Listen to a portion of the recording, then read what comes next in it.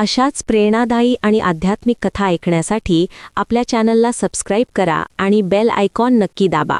जय श्रीराम, जय श्रीराम, जय श्रीराम. एका प्राचीन काळाच्या निवांत आणि निसर्गरम्य गावात केशव नावाचा एक अत्यंत प्रामाणिक पण परिस्थितीने गांजलेला तरुण आपल्या पत्नी राधासोबत राहत होता. केशवाकडे वडिलोपार्जित थोडी जमीन होती आणि तो रात्रंदिवस त्या जमिनीत घाम गाळून कष्ट करायचा. परंतु नशिबाची साथ त्याला मिळत नव्हती. कधी अस्मानी संकट यायचे तर कधी सुलतानी. कधी पाऊस जास्त होऊन पिके कुजायची तर कधी कोरड्या दुष्काळामुळे डोळ्यादेखत धरणी मातेला तडे पडायचे. राधा अत्यंत सुसंस्कारी आणि पतिव्रता स्त्री होती. ती आपल्या तुटपुंजा संसारात समाधानी राहण्याचा प्रयत्न करायची. पण जेव्हा रात्री रिकाम्या पोटी झोपावे लागायचे तेव्हा तिच्या डोळ्यातील अश्रू केशवाच्या काळजाला घर पाडायचे. गावचे लोक केशवाला कष्टाळू म्हणून ओळखायचे, पण त्याच्या गरिबीमुळे त्याला मान मरातब मिळत नसे. उलट काही लोक त्याच्या नशिबाची चेष्टाही करायचे, ज्यामुळे केशवाचे मन आतून पूर्णपणे खचून गेले होते. एके दिवशी भर दुपारी सूर्याच्या प्रखर उन्हात शेतात काम करत असताना केशवाला चक्कर आली आणि तो तिथेच कोसळला. त्याच्या मनात विचारांचे काहूर माजले होते की आपण इतकी सेवा आणि मेहनत करूनही देव आपल्यावर का कोपला आहे. सायंकाळच्या वेळी तो थकलेला आणि निराश चेहरा घेऊन गावातील जुन्या वडाच्या झाडाखाली बसला होता, जिथे गावातील जाणकार आणि अनुभवी त्र्यंबक बाबा नेहमी बसलेले असायचे. त्र्यंबक बाबांना गावातील लोक चालता बोलता इतिहास मानायचे. त्यांच्या पांढऱ्या केसांत आणि सुरकुतलेल्या चेहऱ्यावर ज्ञानाचा प्रकाश दिसत असे. त्यांनी केशवाकडे पाहिले आणि त्याच्या चेहऱ्यावरचे नैराश्य ओळखून ते त्याच्या जवळ आले आणि मायेने विचारले, काय झाले केशवा? आज तुझा चेहरा एखाद्या हरलेल्या सैनिकासारखा का दिसत आहे?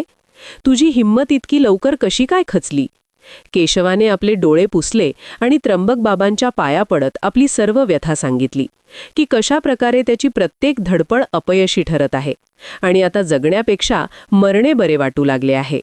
त्र्यंबक बाबांनी एक दीर्घ श्वास घेतला आणि केशवाच्या खांद्यावर हात ठेवून म्हणाले, बाळा, जेव्हा अंधार सर्वात जास्त गडद असतो तेव्हाच पहाट जवळ आलेली असते.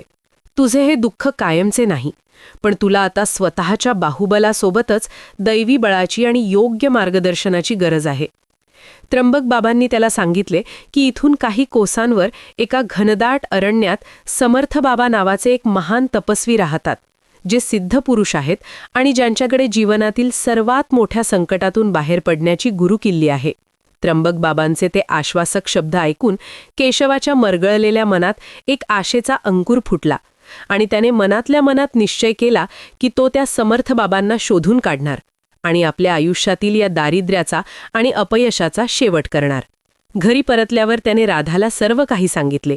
राधानेही त्याला आनंदाने पाठिंबा दिला, कारण तिला माहीत होते की आपल्या पतीचा प्रामाणिकपणाच त्यांना या संकटातून बाहेर काढेल. दुसऱ्या दिवशी पहाटे सूर्योदयापूर्वीच केशवाने हातात एक काठी घेतली आणि आपल्या पाठीवर थोडीशी दोरी बांधून समर्थ बाबांच्या शोधात प्रवासाला सुरुवात केली. त्याच्या मनात भीती होती, पण त्यापेक्षा मोठा त्याचा विश्वास होता की आता काहीतरी चमत्कार नक्कीच घडणार आहे. वाटेत त्याला अनेक शंकांनी घेरले, पाय चालून दुखू लागले, पण त्र्यंबक बाबांनी सांगितलेले समर्थ बाबांचे नाव त्याला ऊर्जा देत होते आणि तो एका अज्ञात पण तेजस्वी भविष्याकडे पाऊल टाकत पुढे जात राहिला. त्र्यंबक बाबांनी केशवाच्या डोक्यावर मायेने हात ठेवला आणि एका अशा गूढ रहस्याबद्दल सांगायला सुरुवात केली ज्याचा उल्लेख केवळ पुराणातल्या पानांवर आणि संतांच्या वाणीत आढळतो. त्यांनी सांगितले की केशवा, तुझे दुःख लहान नाही, पण ज्याच्याकडे तू जात आहेस त्यांचे सामर्थ्य अफाट आहे. इथून मैलोनमैल दूर विंध्य पर्वताच्या त्या दुर्गम दऱ्यांमध्ये, जिथे सूर्याचा प्रकाशही झाडांच्या दाट छायेतून जमिनीवर उतरताना विचार करतो, तिथे समर्थ बाबांचे वास्तव्य आहे. ते साधे तपस्वी नाहीत, ते त्या महान ऋषी बकदालभ्य यांच्या परंपरेतील एक तेजस्वी अंश आहेत, ज्यांनी त्रेतायुगात प्रत्यक्ष प्रभू श्रीरामांना विजयाचा महामंत्र दिला होता. जेव्हा प्रभू श्रीराम माता सीतेच्या शोधात लंकेच्या तीरावर पोहोचले होते आणि समोर अथांग समुद्र गर्जना करत उभा होता, तेव्हा रामांसारख्या महापराक्रमी देवाच्या अवतारालाही एका क्षणासाठी मार्ग सुचेनसा झाला होता. अशा कठीण प्रसंगी बकदालभ्य ऋषींनीच त्यांना विजय एकादशी या अमोघ व्रताचे महत्त्व सांगितले होते. आणि आज त्याच परंपरेचे रक्षण समर्थ बाबा करत आहेत. तुला त्यांच्यापर्यंत पोहोचायचे असेल तर केवळ पायांचे बळ असून चालणार नाही, तर मनाचा निश्चय आणि अढळ भक्ती हवी. त्र्यंबक बाबांनी केशवाला समजावून सांगितले की समर्थ बाबांच्या आश्रमाचा मार्ग हा केवळ भौगोलिक नसून तो एक आध्यात्मिक कस आहे. वाटेत तुला मोह पडेल, भीती वाटेल, शरीर थकल्यामुळे मन तुला मागे फिरण्याचा सल्ला देईल, पण अशा वेळी तू त्र्यंबक बाबांनी दिलेल्या विश्वासाची शिदोरी सोबत ठेव. त्यांनी पुढे सांगितले की समर्थ बाबा हे अंतर्ज्ञानी आहेत.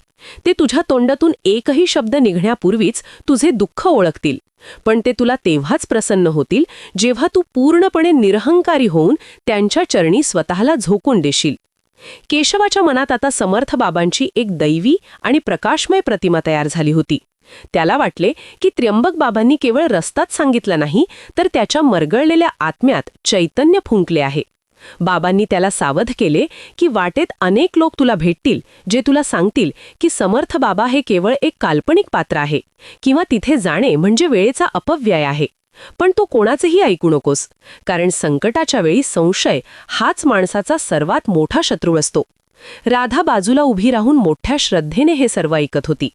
तिच्या डोळ्यात एक नवी चमक आली होती, कारण तिला माहीत होते की त्र्यंबक बाबांसारखा सात्विक माणूस कधीही खोटे बोलणार नाही.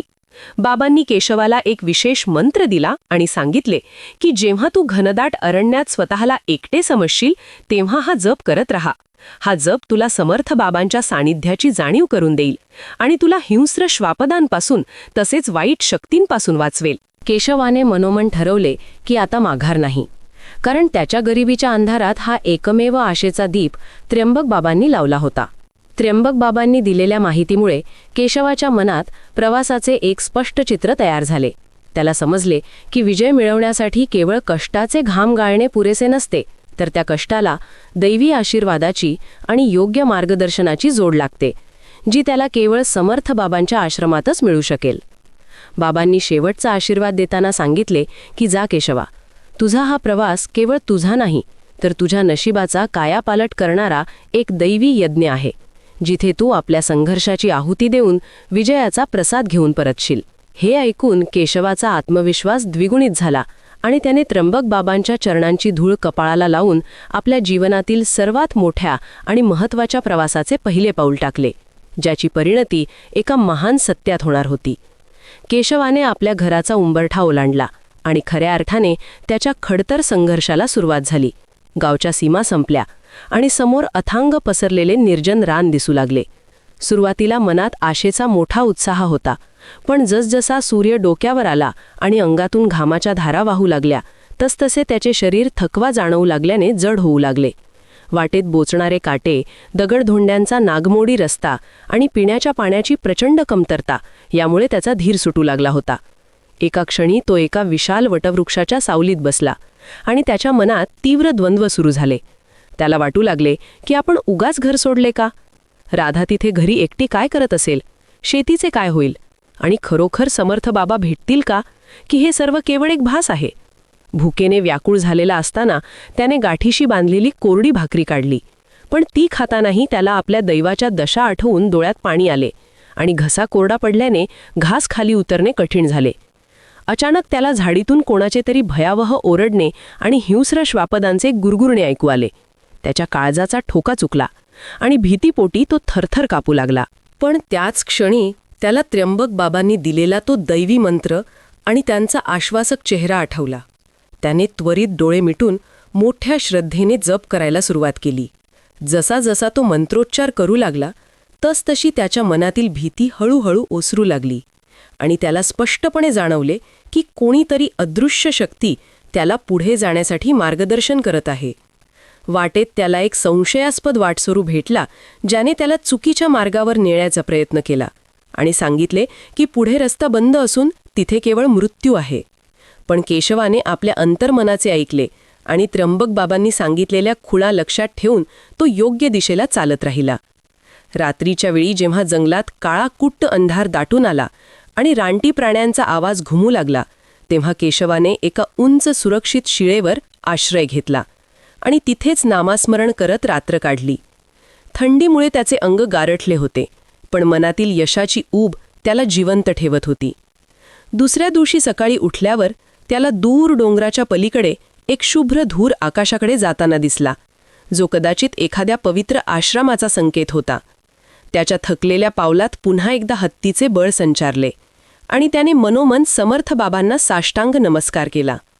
त्याला आता पूर्ण खात्री पटली होती की हा प्रवास केवळ भूमीवरून चालण्याचा नसून त्याच्या स्वतःच्या संयमाची, धैर्याची आणि विश्वासाची ही एक अग्निपरीक्षा आहे, जी त्याला कोणत्याही परिस्थितीत पार करायची आहे.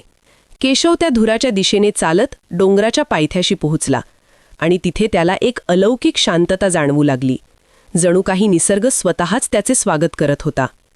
जसजसा तो पुढे गेला तसतशी फुलांची सुगंधित सुवास हवेत दरवळू लागली आणि पक्ष्यांचा मंजूळ किलबिलाट कानावर पडू लागला, ज्यामुळे त्याच्या मनातील सर्व चिंता दूर होऊ लागल्या. शेवटी त्याला एका पवित्र नदीच्या काठी समर्थ बाबांचा आश्रम दिसला, जो साध्या कुटीसारखा असला तरी तिथून एक विलक्षण आणि दैवी तेज बाहेर पडत होते. समर्थ बाबा एका विशाल आणि प्राचीन वडाच्या झाडाखाली ध्यानस्थ बसले होते. त्यांच्या चेहऱ्यावर सूर्यासारखे लख्ख तेज, कपाळावर भस्म, लांब जटा आणि त्यांच्या अस्तित्वातून साक्षात शांतीचा झरा वाहत होता. त्यांना पाहताच केशवाच्या मनातील उरलासुरला थकवा आणि शंका क्षणात नाहीशा झाल्या आणि त्याच्या डोळ्यांतून प्रेमाश्रू वाहू लागले. त्याने धावत जाऊन समर्थ बाबांच्या चरणांवर लोटांगण घातले आणि तो लहान बालकाप्रमाणे हुंदके देऊन रडू लागला. जणू काही अनेक वर्षांचे साचलेले दुःख तो त्यांच्या चरणी अर्पण करत होता. समर्थ बाबांनी अतिशय सावकाश आपले डोळे उघडले आणि त्यांच्या स्थिर व करुणामयी नजरेने केशवाकडे पाहिले.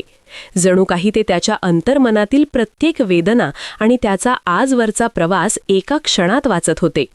त्यांनी अत्यंत मायेने केशवाचा हात धरून त्याला उठवले आणि शांत स्वरात म्हणाले, बाळा, तुझा मार्ग कठीण होता, पण तुझा निग्रह आणि श्रद्धा त्यापेक्षा कितीतरी मोठी आहे. तुला इथे येण्याची ओढ केवळ गरिबीमुळे लागली नाही, तर तुझ्या प्रामाणिक कष्टांना आता भगवंताच्या आशीर्वादाची जोड मिळण्याची वेळ आली आहे. केशवाने आपले थरथरणारे हात जोडले आणि गदगद स्वरात आपली सर्व व्यथा सांगायला सुरुवात केली. पण समर्थ बाबांनी त्याला मध्येच थांबवून स्मितहास्य केले आणि सांगितले की तुला काहीही बोलण्याची गरज नाही, कारण तुझ्या पावलांवरील धूळ आणि तुझ्या डोळ्यांतील ही आर्त श्रद्धाच तुझे सर्व काही सांगत आहे. त्या आश्रमातील पवित्र वातावरणाने आणि समर्थ बाबांच्या आश्वासक शब्दांनी केशवाचे मन पूर्णपणे शुद्ध झाले आणि त्याला मनोमन जाणीव झाली की तो आता योग्य ठिकाणी पोहोचला आहे आणि त्याच्या जीवनातील संघर्षाचा शेवट होण्याची आणि कल्याणाची वेळ आता अगदी जवळ आली आहे. समर्थ बाबांनी केशवाला आपल्या समोर बसवून घेतले आणि त्याच्या डोळ्यात पाहून अत्यंत गंभीर पण प्रेमळ स्वरात सांगू लागले की हे बघ बाळा, आज तुझ्या संकटांनी वेढला गेला आहेस आणि तुला जो मार्ग सापडत नाहीये, अगदी तशाच एका प्रसंगातून साक्षात मर्यादा पुरुषोत्तम प्रभू श्रीराम सुद्धा गेले होते. त्रेतायुगातील तो काळ आठव, जेव्हा प्रभू श्रीराम माता सीतेच्या शोधात वानर सेनेसह दक्षिण समुद्राच्या तीरावर येऊन पोहोचले होते. समोर अथांग आणि अक्राळ विक्राळ रूप धारण केलेला समुद्र गर्जना करत होता आणि त्याच्या पलीकडे रावणाचे अभेद्य सुवर्णलंका साम्राज्य होते. प्रभू श्रीराम जरी साक्षात विष्णूचे अवतार होते, तरीही त्यांनी मानवी रूप धारण केले असल्यामुळे मानवी मर्यादा आणि अगतिकता कशी असते हे जगाला दाखवण्यासाठी ते त्या क्षणी विचारात पडले होते. समुद्राच्या त्या अजस्त्र लाटा पाहून आणि पलीकडे जाण्याचा कोणताही मार्ग दिसत नसल्यामुळे रामांच्या मनातही क्षणभर चिंतेने घर केले होते की हे अफाट सैन्य आणि मी या संकटाचा सामना कसा करणार. त्यांच्या डोळ्यांसमोर माता सीतेचे दुःख आणि धर्माच्या रक्षणाची ओढ होती, पण समोरचा हा अथांग सागर जणू त्यांच्या धैर्याची परीक्षा घेत होता. समर्थ बाबा पुढे म्हणाले की केशवा, रामांची ती अगतिकता म्हणजे त्यांच्या पराक्रमाची हार नव्हती, तर ती एका जगावेगळ्या चमत्काराची आणि महाविजयाची नांदी होती. आज तुलाही तुझ्या आयुष्यात तसेच वाटत असेल की समोर संकटाचा समुद्र आहे आणि तुला मार्ग दिसत नाहीये. पण लक्षात ठेव, जेव्हा साक्षात ईश्वराने सुद्धा मार्गदर्शनासाठी ऋषीमुनींचा आश्रय घेतला, तेव्हा तुलाही आता एका अशा मार्गाची गरज आहे जो केवळ तुझ्यातील भक्ती आणि विश्वासाच्या बळावर उघडला जाईल. प्रभू श्रीरामांच्या त्या व्याकुळतेचे आणि त्यांच्या समोरील आव्हानांचे वर्णन करताना समर्थ बाबांच्या वाणीत एक वेगळीच शक्ती जाणवत होती, ज्यामुळे केशवाच्या मनात एक नवीन आशा निर्माण झाली की जर प्रभू श्रीराम अशा परिस्थितीतून मार्ग काढू शकतात तर आपल्या जीवनातील दुःखही नक्कीच दूर होईल. समुद्राच्या त्या अजस्त्र लाटांची गर्जना ऐकून जेव्हा प्रभू श्रीरामांच्या तेजस्वी मुखकमलावर चिंतेची एक पुसटशी छटा उमटली, तेव्हा लक्ष्मणाने आणि वानरसेनेतील काही जाणकारांनी त्यांना जवळच असलेल्या विंध्य पर्वताच्या रांगांमध्ये निवास करणाऱ्या महान बकदालभ्य ऋषींच्या आश्रमाचा मार्ग सुचवला. प्रभू श्रीराम, जे साक्षात मर्यादा पुरुषोत्तम आणि अनंत कोटी ब्रह्मांड नायक होते, त्यांनी केवळ मानवी जीवनातील गुरूंचे आणि शास्त्रोक्त मार्गाचे महत्त्व जगाला पटवून देण्यासाठी त्या महान ऋषींच्या चरणी जायचा निश्चय केला. जेव्हा श्रीराम आणि लक्ष्मण त्या घनदाट आणि पवित्र अरण्यातून आश्रमाच्या दिशेने निघाले, तेव्हा वाटेत त्यांना निसर्गाचे एक अलौकिक आणि शांत रूप पाहायला मिळाले, जिथे हिंस्र श्वापदेही ऋषींच्या तपश्चर्येच्या प्रभावामुळे आपला क्रूरपणा विसरून शांत बसली होती. आश्रमात प्रवेश करताच त्यांना एका प्राचीन वटवृक्षाखाली ध्यानस्थ बसलेले बकदालभ्य ऋषी दिसले, ज्यांच्या चेहऱ्यावर सूर्यासारखे लख्ख तेज होते आणि ज्यांच्या सानिध्यात येताच सर्व प्रकारचे मानसिक क्लेश क्षणात नाहीसे होत होते. ऋषींनी जेव्हा डोळे उघडले आणि पाहिले की साक्षात वैकुंठाचा स्वामी आणि अयोध्येचे राजकुमार त्यांच्यासमोर अत्यंत नम्रपणे उभे आहेत, तेव्हा त्यांच्या डोळ्यात आनंदाश्रू तरळले. तरीही त्यांनी श्रीरामांची मानवी लीला जाणून त्यांचे यथोचित स्वागत केले आणि त्यांना उच्च आसनावर बसवले. श्रीरामांनी अत्यंत विनयपूर्वक आपले हात जोडले आणि ऋषींना आपली अडचण सांगितली की हे ऋषीवर, सीता मातेच्या शोधासाठी आम्हाला हा अथांग समुद्र पार करायचा आहे, पण हा वरुण देव आम्हाला मार्गे देईन असा झाला आहे आणि रावणासारख्या बलाढ्य आणि अधर्मी शत्रूचा नाश करण्यासाठी मला अशा एका उपायाची गरज आहे जो माझ्या वानर सेनेला विजयी करेल. ऋषींनी शांतपणे श्रीरामांचे म्हणणे ऐकून घेतले आणि धीर देत सांगितले की हे रामा, तू विन्मुख होऊ नकोस, कारण सृष्टीतील प्रत्येक समस्येवर एक आध्यात्मिक तोडगा असतो आणि आज मी तुला एका अशा महान व्रताबद्दल सांगणार आहे जे विजय एकादशी म्हणून ओळखले जाते आणि जे व्रत केल्यावर इंद्रदेवाने ही पूर्वी दैत्यांवर विजय मिळवला होता. त्यांनी रामांना समजावून सांगितले की फाल्गुन महिन्याच्या कृष्ण पक्षात येणारी ही एकादशी केवळ उपवास नसून तो एक महान संकल्प आहे, ज्याचे पालन केल्यास समुद्रासारखे मोठे अडथळेही आपला रस्ता मोकळा करून देतात. ऋषींनी रामांना विजयाचे गुपित सांगताना असेही स्पष्ट केले की हे व्रत केवळ एका व्यक्तीसाठी नसून ते संपूर्ण सैन्यात एक नवीन उत्साह आणि दैवी शक्ती संचारेल, ज्यामुळे रावणाच्या अधर्माचा नाश निश्चित होईल. रावांनी ऋषींच्या त्या मार्गदर्शनाचा स्वीकार केला आणि त्यांच्या मनात एक नवा आत्मविश्वास निर्माण झाला की आता विजयाची पहाट फार लांब नाही. आणि नेमकी हीच कथा समर्थ बाबा आज केशवला ऐकवत होते, जेणेकरून त्यालाही त्याच्या आयुष्यातील संकटांचा सामना करण्यासाठी प्रभू रामांच्या धैर्याची प्रेरणा मिळेल. समर्थ बाबांनी केशवाच्या डोळ्यात डोळे घालून सांगायला सुरुवात केली की बाळा केशवा, बकदालभ्य ऋषींनी प्रभू श्रीरामांना त्या एकादशीच्या व्रताची जी विधी सांगितली ती अत्यंत सोपी पण अतिशय प्रभावी होती. ऋषी म्हणाले की हे रामा, फाल्गुन महिन्याच्या कृष्ण पक्षातील एकादशीच्या दिवशी पहाटे सूर्योदयापूर्वी उठून स्नान करावे आणि सोन्याचा, चांदीचा, तांब्याचा किंवा अगदी मातीचा एक कलश घेऊन तो शुद्ध जलाने भरावा.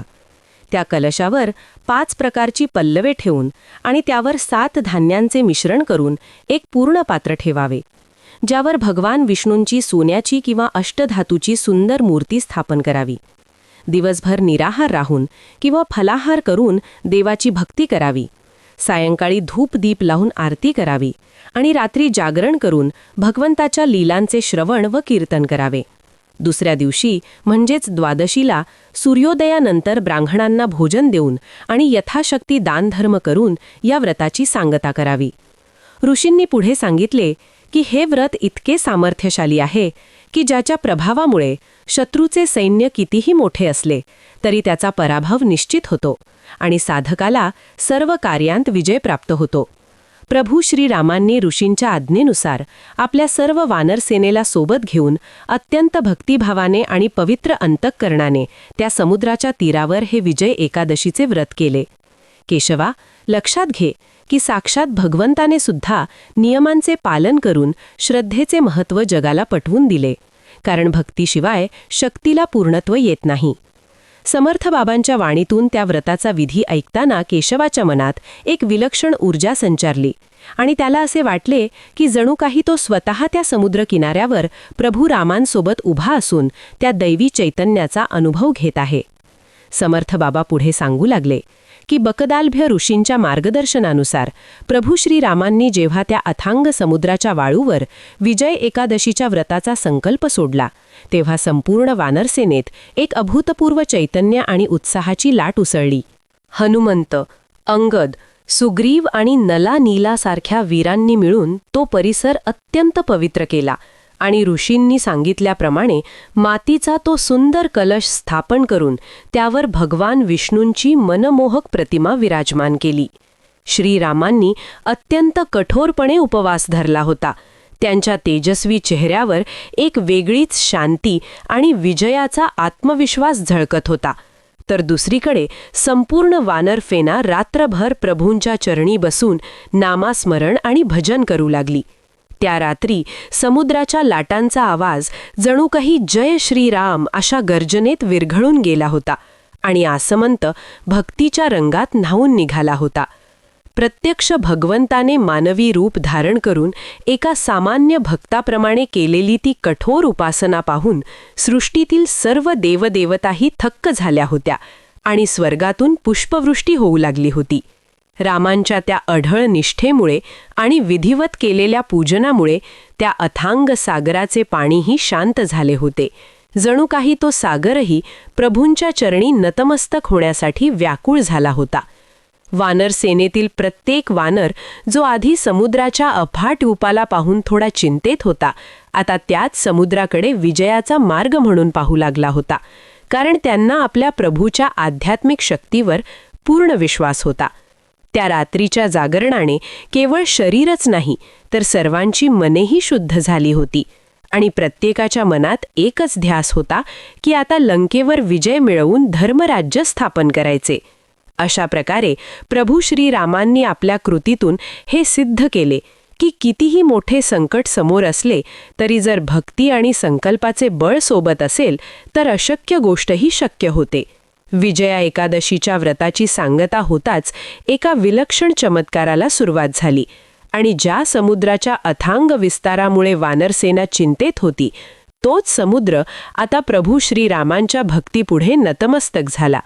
प्रभूंच्या अढळ संकल्पाचे आणि ऋषींनी सांगितलेल्या त्या पवित्र व्रताचे हे फळ होते की साक्षात वरुण देवाने प्रगट होऊन श्रीरामांना मार्ग देण्याचे मान्य केले आणि नल नील या वानरवीरांच्या हाताला असे सामर्थ्य लाभले की त्यांनी टाकलेला प्रत्येक दगड समुद्रावर तरंगू लागला.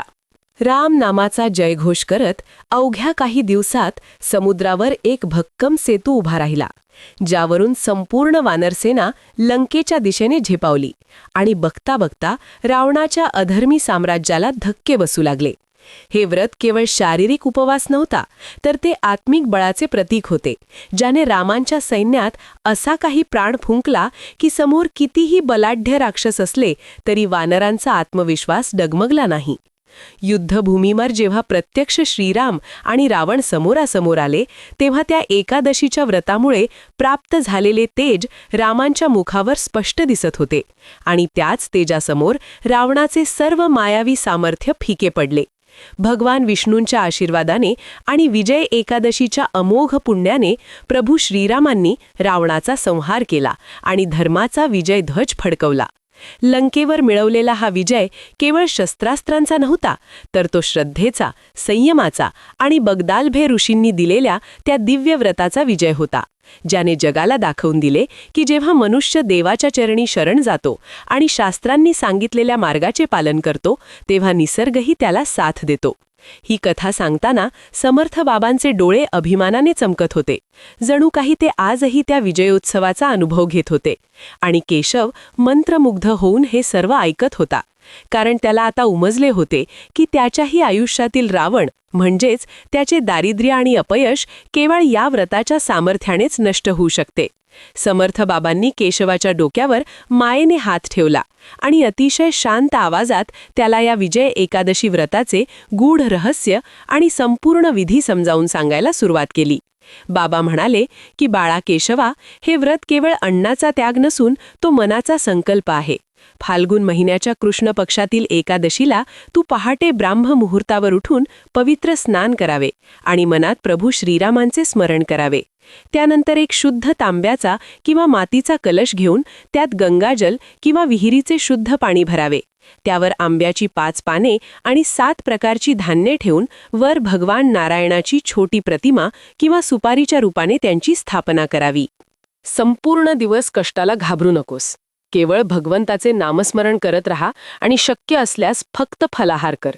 पण सर्वात महत्त्वाचे म्हणजे तुझ्या मनात कोणाबद्दलही द्वेष किंवा संशय ठेवू नकोस. सायंकाळी तुळशीसमोर दिवा लावून विष्णू सहस्त्रनामाचा पाठ कर आणि रात्री झोपण्याऐवजी भजन कीर्तनात मन रमव. कारण रात्रीच्या जागरणाने आत्मिक बळ वाढते. दुसऱ्या दिवशी द्वादशीला सूर्योदयानंतर कुणा एका गरजूला किंवा ब्राह्मणाला अन्नदान करून आणि शक्य असेल तर एखादी उपयोगी वस्तू देऊन मगच स्वतःचे उपवास सोडावा. बाबांनी त्याला बजावले की हे व्रत करताना तुझी श्रद्धा डोंगरासारखी अढळ हवी. कारण ज्याप्रमाणे प्रभू रामांनी या व्रताच्या प्रभावाने समुद्रावर सेतू बांधला, तसाच तुझ्या आयुष्यातील संकटांवर सुखाचा सेतू या व्रतामुळेच उभा राहील. हे सांगताना समर्थ बाबांच्या डोळ्यात एक दैवी विश्वास चमकत होता आणि केशवाच्या मनात आता एक स्पष्ट मार्ग तयार झाला होता. त्याला आता केवळ उपवास करायचा नव्हता, तर आपल्या संपूर्ण जीवनाला भक्तिमार्गाने शिस्त लावायची होती. केशवाने प्रत्येक शब्द आपल्या हृदयात साठवून घेतला आणि समर्थ बाबांच्या चरणांना स्पर्श करून हा संकल्प सिद्धीस नेण्याची शक्ती मागितली. केशव समर्थ बाबांच्या आशीर्वादाने आणि विजयाचा महामंत्र घेऊन आपल्या गावी परतला. तेव्हा त्याच्या चालण्यात एक वेगळाच आत्मविश्वास आणि चेहऱ्यावर दैवी तेज दिसत होते. घराच्या उंबरठ्यावर पोहोचताच राधाने त्याचे आनंदाने स्वागत केले आणि केशवाने तिला समर्थ बाबांच्या भेटीचा, त्यांनी सांगितलेल्या प्रभू रामांच्या कथेचा आणि विजय एकादशीच्या अमोघ महिमेचा सर्व वृत्तांत सांगितला. फाल्गुन महिन्यातील तो पवित्र दिवस जवळ आला आणि त्या दाम्पत्याने मनोमन मोठ्या श्रद्धेने व्रताची तयारी सुरू केली. केशवाने नदीवरून शुद्ध जल आणले, तर राधाने घर स्वच्छ करून अंगणात सुंदर रांगोळी काढली आणि समर्थ बाबांनी सांगितल्याप्रमाणे मातीचा कलश, आंब्याची पाने आणि 7 धान्यांची मांडणी करून त्यावर भगवान विष्णूंची स्थापना केली. एकादशीचा तो दिवस उजाडला आणि दोघांनीही सूर्योदयापूर्वी स्नान करून उपवासाचा संकल्प सोडला. संपूर्ण दिवस त्यांनी केवळ भगवंताचे नामस्मरण आणि प्रभू श्रीरामांच्या विजयाचे स्मरण करण्यात घालवला, ज्यामुळे त्यांच्या घरातील वातावरण एखाद्या मंदिरासारखे पवित्र झाले होते. कष्टाची सवय असलेल्या केशवाला त्या दिवशी भूक किंवा तहान अजिबात जाणवली नाही, कारण त्याच्या मनात प्रभू रामांनी लंकेवर मिळवलेला तो विजय आणि समर्थ बाबांचे शब्द सतत गुंजत होते.